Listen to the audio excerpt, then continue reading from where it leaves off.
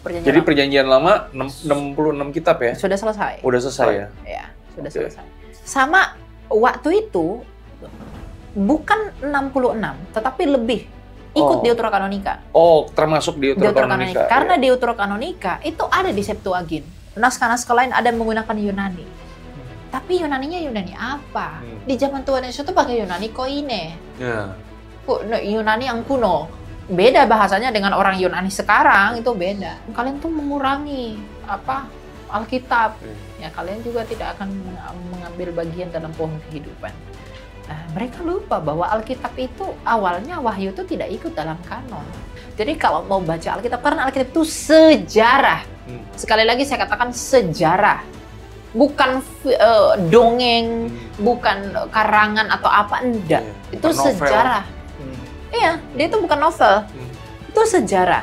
Nah, karena dia memang pengalaman sejarah, maka bacalah dia menurut budayanya. Sejarah itu, yang ada dalam sejarah itu.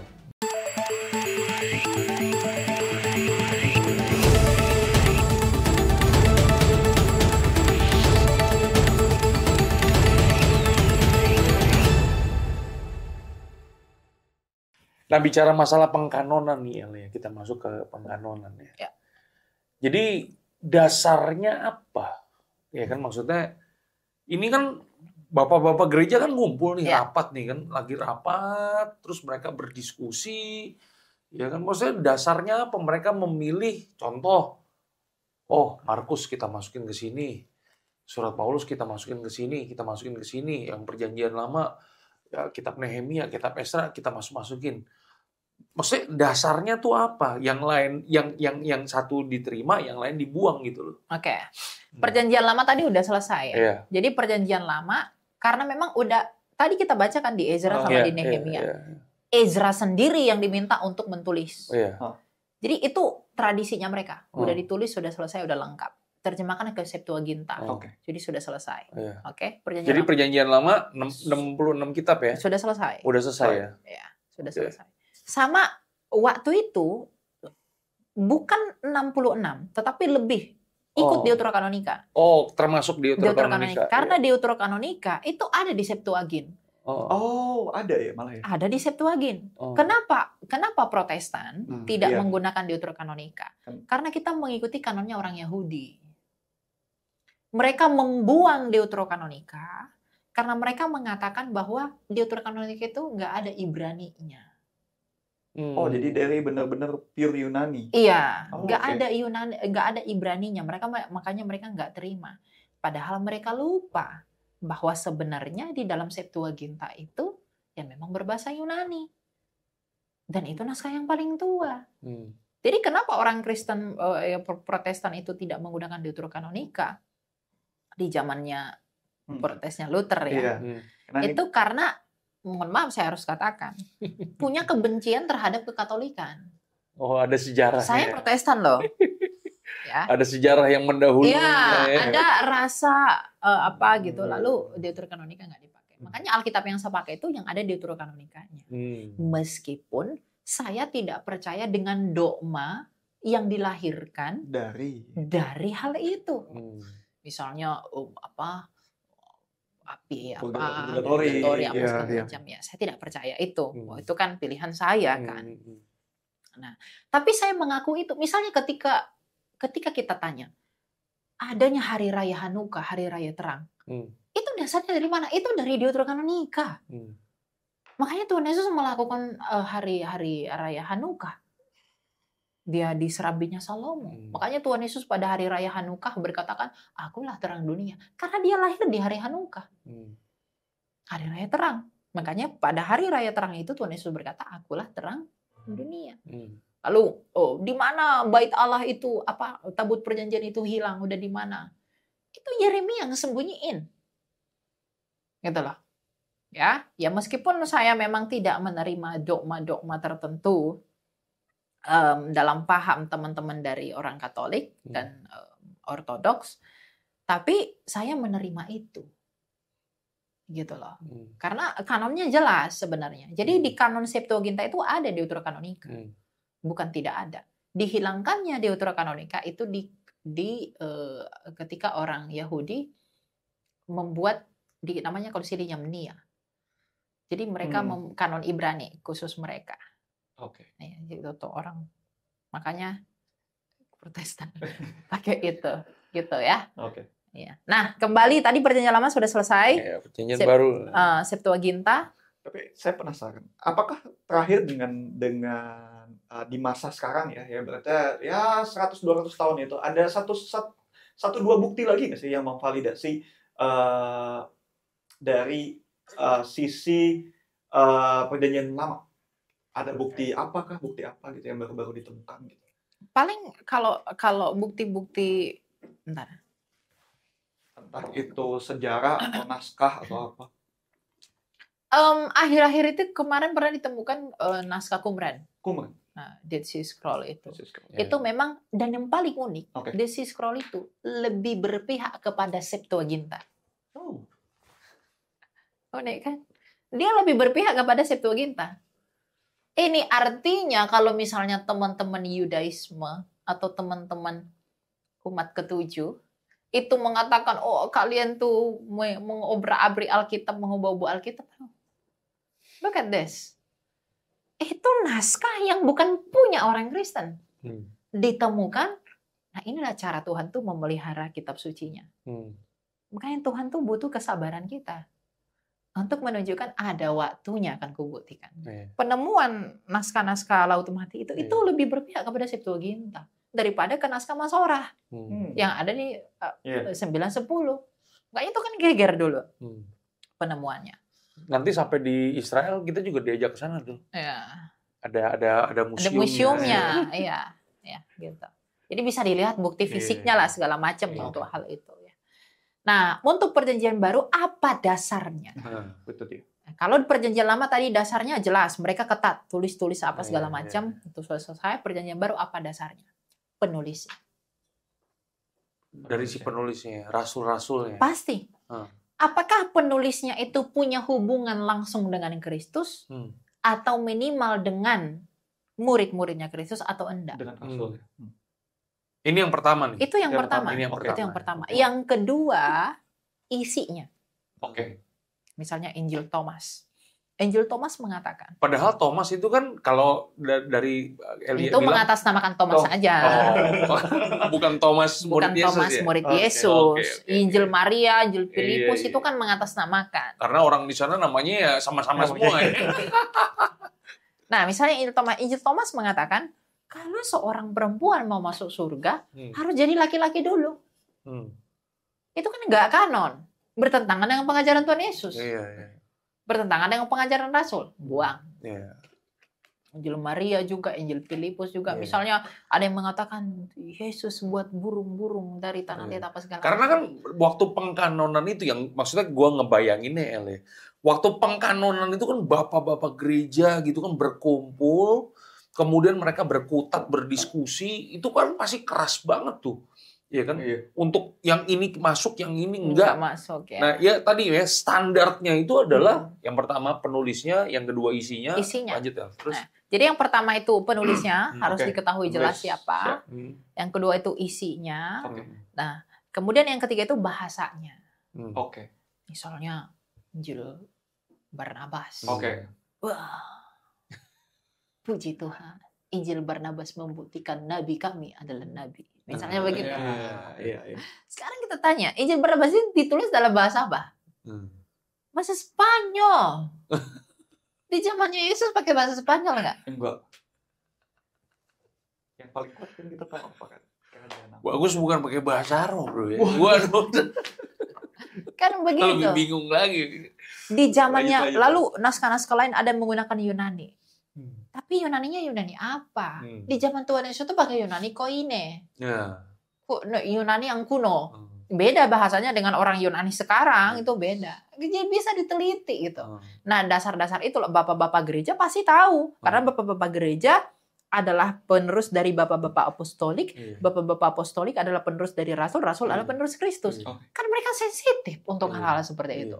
Maka yang ini diambil, ini dibuang, ini diambil, ini Karena dibuang. Kan perdebatannya pasti kenceng ya. Pasti panjang. Enggak, maksudnya kan contoh ya, maksudnya bapak-bapak gereja itu kan, apalagi gereja di zaman itu kan maksudnya udah terpecah ya, ada aliran mungkin ada yang timur, Lutheran, ada yang ini, ada yang ini. Belum ada. Oh, belum ada. Di zaman itu lebih ke ini ya, kalau nggak salah yang udah ada yang di timur, ada yang di dulu satu universal, makanya disebut gereja yang Katolik. Oke.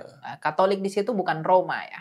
Katolik Yang itu gereja semua. Gereja yang Ya kalau orang kita protes mengatakan Jadi gereja, semua gereja pada masa itu. Nah, Katolik itu kan sifat gereja. Betul. Katolik itu artinya satu. Ortodoks juga sifat gereja, artinya lurus gitu. Nah, jadi dulu gereja itu adalah gereja yang Katolik dan yang Ortodoks. Semuanya satu. Dulu Martin Luther belum ada. Paham di sana waktu itu satu. Pahamnya satu. Tetapi banyak bidat. Nah, berarti bisa dikatakan salah satu pendorong yang paling kuat untuk mengkanon adalah bidat. Betul. Jadi mengapa bapak-bapak gereja mengkanonkan Alkitab? Karena dulu itu banyak bidat. Sama satu lagi benar nggak? Bahwa pada waktu itu tidak semua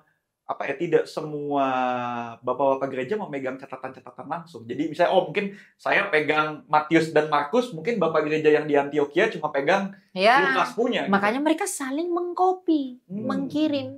Misalnya Rasul Paulus kirim ke Korintus apa segala macam, mereka udah punya, ada yang punya 12, ada yang punya segini. Nanti mereka saling mengirim. Jadi yang di Korintus tahu, yang di Galatia tahu, yang di Filipi dan segala macam. Makanya ada beberapa yang bilang, ini seperti surat edaran. Nah, makanya mereka itu mengerti makna teologi penuh sebagai jemaat dari apa yang dikatakan Rasul Paulus. Temanya kepada Filipi, kepada Galatia, kepada Korintus kan beda-beda. Tapi mereka bisa mengerti semua karena itu tadi. Kopi. Luar biasanya Tuhan yang membuat itu. Ya memang begitu cara Tuhan itu. Mau di zaman bahla pun dia bisa memelihara. Makanya saya katakan tidak ada alasan bagi kita untuk tidak percaya. Saya bisa buktikan banyak hal. Mulai dari naskah Peshitta, Aramaik, Syria, Peshitta, sampai kepada Kartago, Santo Jerome untuk Vulgata. Itu banyak, di pertengahannya itu banyak ada tulisan Eusebius, konfirmasi. Jadi saling begini loh. Jadi nggak tiba-tiba kumpul. Enggak. Dia berproses ya. Prosesnya jelas. Berproses, iya kan, sampai ada akhirnya jadi buku ya. Gitu. Ada tahapnya. Makanya kita bisa menguji karena Alkitab itu teruji. Sebagaimana perjanjian lama teruji, perjanjian baru juga teruji. Gitu. Tapi digabungkannya Septuaginta dengan jenjang baru itu baru nanti di Kartago itu. Baru jadi Alkitab yang hari ini kita baca. Pakai. Seluruh dunia pakai. Meskipun ada NIV KJV itu kan cuma terjemahan. Naskah aslinya kan itu doang dari dulu gitu. Makanya ada Codex Sinaiticus lah, Codex Vaticanus segala macam. Jadi setelah pengkanonan ya, dan sepertinya maksudnya Alkitab yang kita pegang sekarang. Nah, pertanyaan gue adalah bisa nggak di zaman sekarang kita menambahkan atau mengurangi? Nggak boleh. Isi daripada Alkitab kita. Nggak bisa. Alasannya? Ya mau ditambahkan dari siapa? Emang rasulnya siapa lagi emang? Nggak ada orang yang punya kapasitas. Nggak ada lagi. Nggak ada. Siapa yang bisa tambahkan? Bahkan Paus di Gereja Katolik pun nggak bisa. Nggak bisa. Makanya mereka kan punya hukum kanonik lah, apa segala macam, magisterium gereja. Jadi mereka secara gereja Katolik itu kan punya apostolik ya jalurnya. Mereka pun nggak bisa tambah. Ortodoks apalagi? Mengurangi? Nggak bisa juga. Nggak bisa juga. Kan di Wahyu dikatakan siapa yang menambah akan ditambah malapetaka, siapa yang mengurangi akan dikurangi. Lalu ada ini kadang sering perdebatan orang Katolik Protestan. Mereka bilang begini, kalian tuh Protestan tuh kalian tuh mengurangi Alkitab. Ya kalian juga tidak akan mengambil bagian dalam pohon kehidupan. Nah, mereka lupa bahwa Alkitab itu awalnya Wahyu itu tidak ikut dalam kanon. Jadi itu nggak berlaku. Kitab Wahyu, Revelation. Iya, awalnya belum ikut dalam kanon loh. Okay. Karena diragukan. Diragukan dalam pengertian apa? Sulit dimengerti. Tapi jelas tahu penulisnya Yohanes. Gitu loh. Tapi karena sulit dimengerti, itu awalnya tidak mau dimasukkan dalam kanon. Pada akhirnya dimasukin dalam kanon karena memang itu dari Rasul Yohanes. Gitu. Karena penulisnya jelas. Yohanes. Jelas. Iya. Murid yang sangat dikasih. Makanya cuma Yohanes yang matinya enak. Oh. Meskipun sempat awalnya dia disiksa dulu ya. Dan dibuang ya kan? Dibuang. Oke. Ada lagi Bi yang lo mau tambahin Bi? Silahkan Bi. Mungkin tentang relevansi kali Bi. Relevansi? Iya. Maksudnya kan kalau semuanya Alkitab, ya kan, udah 2000 tahun yang lalu. Bagaimana mungkin buku yang tua ini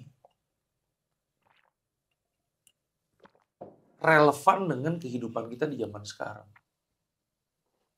Gak usah deh ngomong doktrin, ngomong moral dulu lah. Ada nggak yang melebihi moralnya Yesus? Nggak usah ngomong doktrin dulu lah, aku selamat apa, nggak usah. Moral dulu. Ada nggak yang seperti dia? Iya, nggak ada ya. Jadi berlaku nggak itu?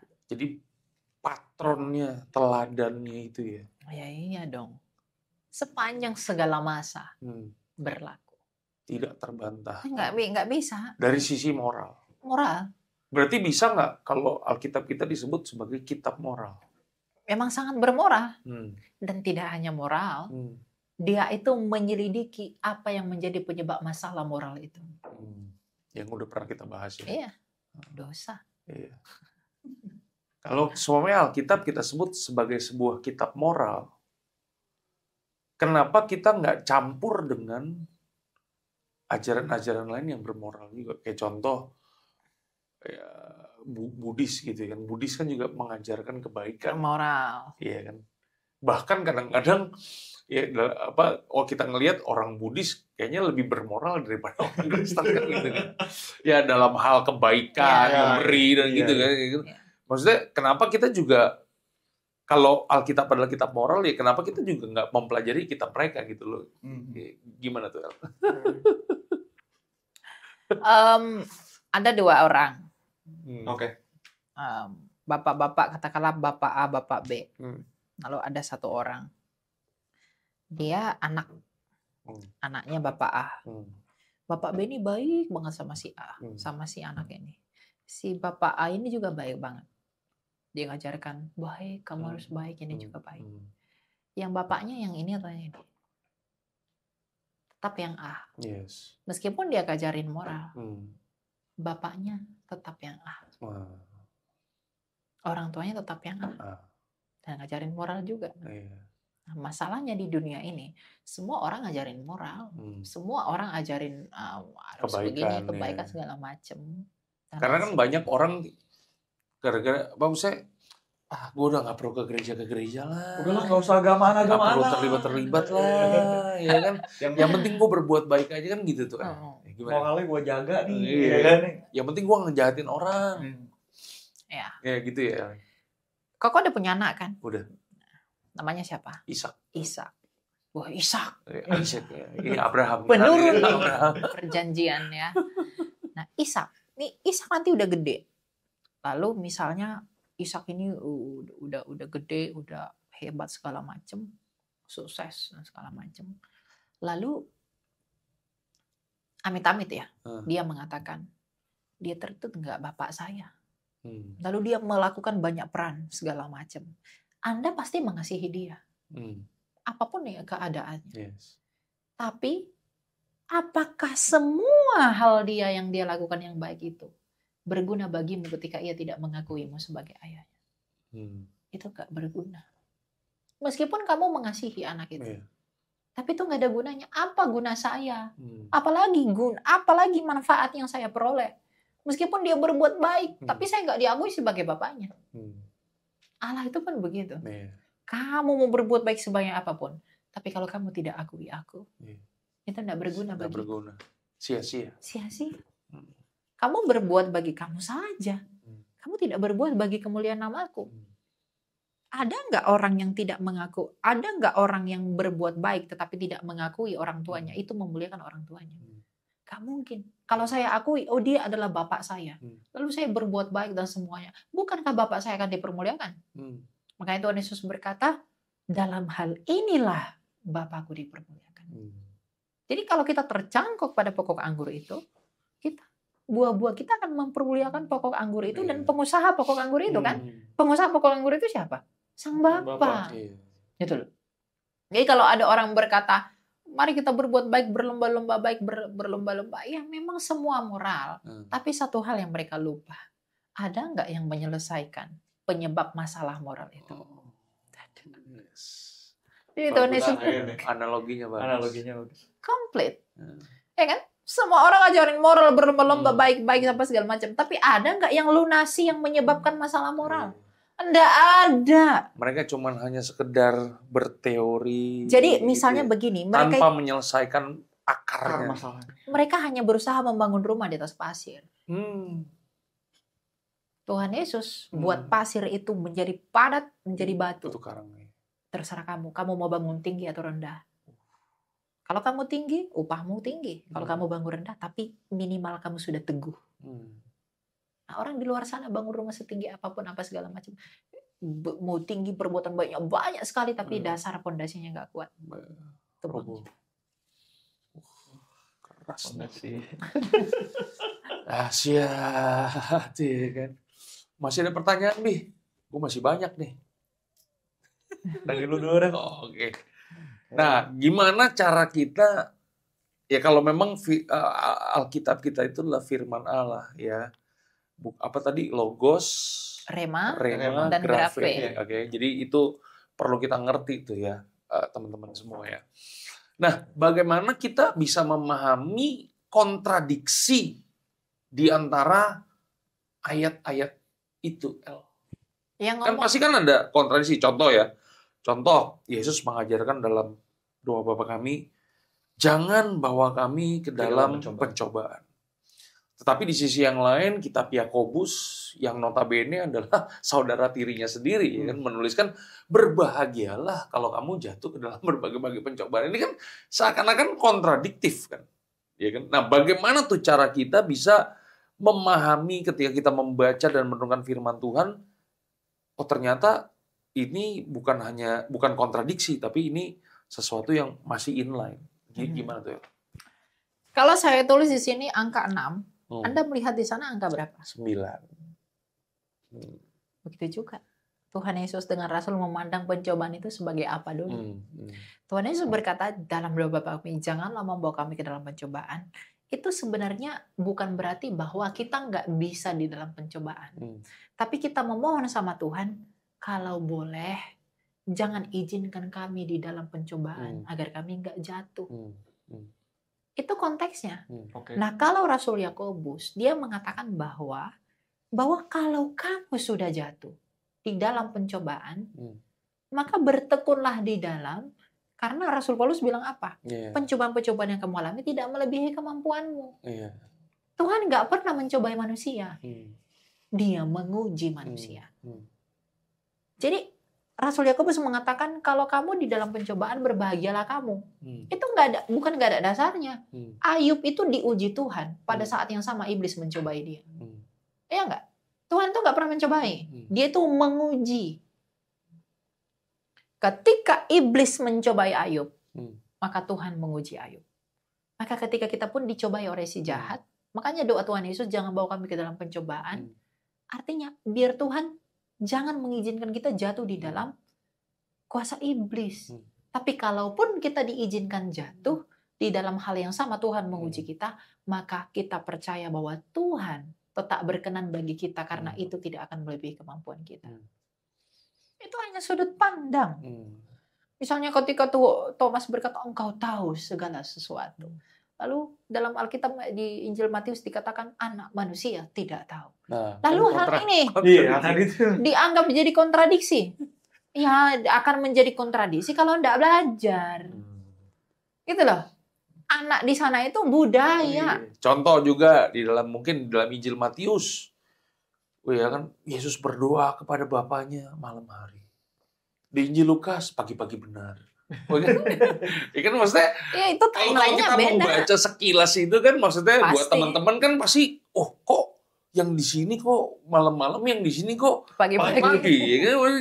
Kontradiktif kan gitu kan. Nah, gimana caranya supaya teman-teman kita nih yang maksudnya pemahamannya sedang dalam pertumbuhan, lagi senang-senangnya baca firman Tuhan, supaya mereka tuh tidak bingung dengan kontradiksi-kontradiksi yang seperti ini. Ya tergantung, orang terlalu mudah ngomongin kontradiksi tanpa mengerti kontradiksi itu apa. Kalau orang lihat berbeda kontradiksi, padahal belum tentu. Berbeda belum tentu bertentangan. Tapi kalau bertentangan sudah pasti berbeda. Kan gitu. Misalnya Alkitab mengatakan Injil Lukas gantung diri. Di Kisah Rasul dikatakan perutnya pecah keluar. Mana yang benar? Kontradiksi. Ya kontradiksi bagi kamu. Ya, dia gantung diri, jatuh ke bawah, perutnya keluar. Ya bisa jadi. Itu berbeda. Nggak, kadang-kadang gue ngajarin ini juga suka gitu tuh, El. Ya kan maksudnya kok ya, jadi maksudnya ada yang nanya kan, Yesus, jadi kita mau merenungkan firman Tuhan itu datang kepada Tuhan itu berdoa itu malam apa pagi nih kok? Ya kan? Sedangkan di Injil yang ini dia malam-malam, yang ini pagi-pagi. Ya gue jawabnya, ya tergantung Yesus sempatnya kapan. Ya. Kalau sempatnya malam dia malam, kalau sempatnya dia pagi. Jadi bukan masalah waktunya, tapi yang paling penting adalah dia membangun kehidupan doanya gitu. Gitu ya. Jadi kita harus punya perspektif yang kaya ya untuk harus kaya. Ya. Kalau kita hanya kacamata kuda, membaca Alkitab dengan pola pikir orang Indonesia ya nggak bisa. Iya. Apalagi kita membaca firman Tuhan dengan cara berpikir agama lain. Paling nggak bisa. Udah pasti mentok di situ. Ya. Makanya kan polemikus umat-umat sebelah itu, karena mereka udah menggunakan cara berpikirnya mereka. Iya. Tuhan itu satu, nggak mungkin tidak diperanakan. Itu kan dalilmu. Dalam Alkitab tuh nggak ada dalil begitu, nggak masuk akal. Masa dalil 700 tahun kamu gunakan mengkoreksi abad pertama? Nggak nyambung. Yang boleh adalah ya dia mesti tinggalin dulu dalil yang lama, pemahaman yang lama. Ya kan gitu. Nah, dia menggunakan cara yang baru untuk memahami firman Tuhan yang itu istilahnya begini. Kita sekarang udah pakai handphone. Lalu kita kritik. Rasul Paulus harusnya menghubungi orang waktu itu nelpon. Kan nggak nyambung. Harusnya begitu. Ya nggak nyambung toh. Gitu loh. Jadi orang-orang yang merasa kritik apa segala macam itu nggak ngerti apa yang dikritik. Latar belakangnya apa. Esensinya apa. Gitu. Tapi supaya menjadi nyata, memang ada yang berhikmat, ada orang yang tidak berhikmat. Gitu kan. Ada yang memilih untuk bodoh oleh karena dunia, ada yang memilih bodoh oleh karena Kristus. Ya, pilihlah. Terserah jalan yang mana. Sama satu lagi kayaknya kok. Apa? Silakan. Itu ayatnya jangan dicomot-comot. Nah, harus membaca konteks ya. Betul. Karena kita tidak turun dari sorga. Tapi bicara masalah membaca firman Tuhan, kan ada kan maksudnya ada bagian-bagian Alkitab yang mungkin kita bisa membaca dan menerapkannya secara langsung atau harafiah gitu kan. Tapi ada juga yang secara apa ya? Perumpamaan. Ya, dengan menafsirkannya. Perumpamaan. Ya contoh seperti kayak dulu kan gue dulu waktu sekolah teologi ya, maksudnya, gimana cara lu baca Alkitab? Oh, gue bacanya berurutan. Iya kan. Tapi ada juga yang membaca firman Tuhan, dia Tuhan kasih hikmat, dia buka, ya kan? Ya kan, dia buka, kemudian ya, ayat firman Tuhannya, pergilah dan kawinilah perempuan sundal. Bahaya deh kan. Ya maksudnya gimana tuh El? Maksudnya kita membaca firman Tuhan itu kalau dari sisi L gimana? Saya tahu dari pengalaman L nih, ibaratnya setelah L kan sempat bilang ke kita bahwa akhirnya saya mau serius sebenarnya mulai baca, mulai cari. Kalau sekarang tuh metodenya L tuh gimana? Iya, contoh kayak Yesus ya kan, tampar pipi kiri, berikan pipi kanan. Nah, kan apakah memang harus plek-plekan kita lakukan seperti itu apa? Atau ini hanya sebagai sebuah makna simbolis saja? Gimana itu baca Alkitab itu kita belajar budayanya dulu. Oke. Kita harus ngerti budaya dulu. Misalnya ada orang Chinese nulis naskah tertentu. Oke. Kalau dipahami dengan orang Belanda, yang ngawur. Oke. Jadi semua tulisan dalam Alkitab itu ya harus dipahami. Misalnya tampar pipi kiri, pipi kanan. Berarti saya harus menampar diri saya. Kalau orang nampar saya harus kan. Iya kan, ada tampar pipi kiri. Wah, yang kanan belum. Woi, tampar lagi dong. Nggak mau gua tampar sendiri kan gitu. Lalu mengampuni 70 kali 7 kali. Gitu kan. Dihitung-hitung. Saya udah ngampuni berapa kali? Lewat dari 70 kali 7 kali. Udah, enggak, saya nggak mau ngampuni lagi. Kan nggak begitu. Makanya saya selalu katakan, kalau mau belajar tentang Alkitab, belajarlah dari Timur. Karena Alkitab itu yang apa bahasa yang di sana itu dimengerti dalam pemahaman Timur. Kalau kita menggunakan pemahaman yang lain pasti akan salah. Gitu loh. Jadi bagaimana caranya? Kita mau dibaca berurutan, mau Tuhan beri saya hikmat baca begini. Kalau kita udah mengerti budayanya terlebih dahulu, kita udah belajar budaya mereka, kita nggak bakal kaget. Udah baca aja, ternyata anak manusia tidak tahu hari kiamat. Udah ngerti kita budayanya apa. Ternyata hanya Bapa yang tahu, anak manusia tidak tahu. Itu ternyata budaya perkawinan. Oke, lanjut aja. Lalu dia orang yang nggak belajar budayanya bingung, dia kok dia anak, kok dia bapak, kenapa bapak, kenapa anak. Udah keblok duluan. Gitu loh. Jadi kalau mau baca Alkitab, karena Alkitab itu sejarah. Sekali lagi saya katakan sejarah. Bukan dongeng, bukan karangan atau apa, enggak. Itu sejarah. Iya, dia itu bukan novel. Itu sejarah. Nah, karena dia memang pengalaman sejarah, maka bacalah dia menurut budayanya. Sejarah itu, yang ada dalam sejarah itu. Kan gitu. Masa kayak tadi misalnya, aduh kenapa sih Rasul Paulus nggak telepon orang itu gitu. Dia memaksa budayanya yang sekarang kepada budaya dan kondisi di zaman masa lalu yang nggak nyambung gitu ya. Jadi harus paham budayanya dulu. Itu sebabnya mungkin buat teman-teman yang baru percaya Yesus, yang baru di dalam kekristenan, itu sebabnya kenapa mereka juga perlu dibimbing ya, supaya mereka juga bisa memahami firman Tuhan dengan benar, supaya ketika kita membaca firman Tuhan. Tapi kan ada yang begini juga, El ya. Oh, gue ngerti firman Tuhan, gue langsung belajar dari Roh Kudus. Itu sombong namanya. Itu kan Roh Kudus itu mengurapi orang untuk mengajar. Karunia Roh itu apa? Mengajar. Jadi kamu berharap Roh Kudus itu langsung turun set gitu. Enggak. Roh Kudus itu udah utus kamu untuk mengajar kita. Itu loh. Jadi kalau bilang Roh Kudus mengajarkan saya, kamu tidak mengandalkan Roh Kudus, kamu mengandalkan dirimu sendiri. Karena kan biasanya ada pendeta Keluaran, ada pendeta Kejadian. Nah biasanya pendeta Kejadian tuh saya langsung belajar dari Roh Kudus. Ngaco jadinya. Iya, pasti ngaco. Karena dia akan buat persepsinya sendiri. Iya. Gitu loh. Ya itulah orang buta menuntun orang buta. Orang gitu buta. Ya.